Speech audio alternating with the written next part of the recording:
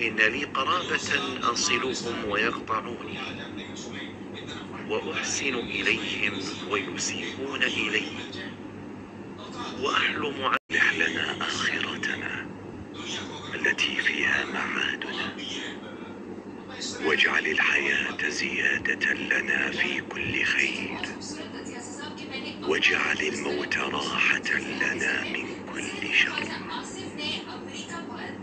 اللهم إنا نسألك أمورنا كلها وما أنت أعلم به منا.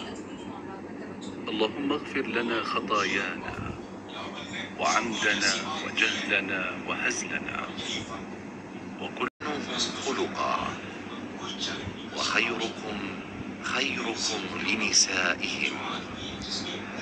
رواه أبو داود والترمذي وصححه.